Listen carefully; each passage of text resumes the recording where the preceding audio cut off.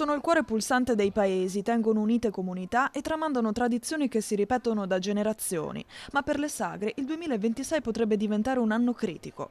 L'allarme arriva da Umpli Padova. Con il nuovo regime fiscale previsto dal codice terzo settore, entrato in vigore dal 1 gennaio scorso, le pro loco rischiano di essere equiparate a enti commerciali.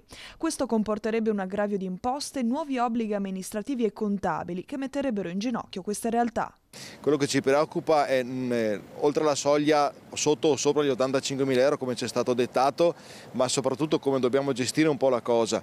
Le manifestazioni che fanno le pro loco sono quasi sempre manifestazioni di interesse generale, nel senso che andiamo a promuovere quello che è il territorio piuttosto che il piatto tipico o altro. Allora lì ci sono delle fiscalità diverse, però poi siamo a soggetti poi a delle verifiche che ci potrebbero far passare dalla parte commerciale. Ecco che allora dovremo comunque mantenere una contabilità ordinaria, il registratore di cassa e quant'altro. Ecco che allora diventerebbe un po' ingestibile per le pro loco fare questo, anche perché c'è bisogno comunque di un consulente esperto in questo. Proprio quello che consigliamo alle pro loco è stare attenti come ci muoviamo da adesso in poi, perché non possiamo sbagliare niente. Nel mirino finiscono eventi storici del territorio, dalla festa del cavallo di Legnaro alla fiera di San Martino, per citarne alcune. A preoccupare l'Umpli sono anche le ricadute sull'economia di questi paesi. E il problema è proprio questo, che certe pro loco, specialmente magari le più piccole, i direttivi anche un po' più anziani, dicono ma chi ce lo fa fare? Cioè piuttosto non lo facciamo.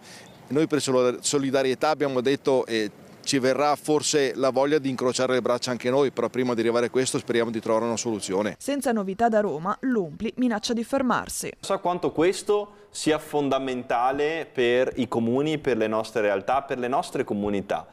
Io tantissime iniziative non le avrei fatte se non ci fossero state le pro loco, così come tantissimi sindaci non sarebbero in grado di offrire dei servizi ai cittadini senza le pro loco, oltre che le manifestazioni. Dobbiamo ricordare che le pro loco al giorno d'oggi non fanno solo sagre ed eventi, fanno anche tanto altro, e le attività locali, gli amministratori locali possono ringraziare queste grandi attività. Noi come Regione del Veneto sicuramente tutto quello che potremo fare per aiutare le pro loco in questa sfida nazionale lo faremo con coraggio e determinazione.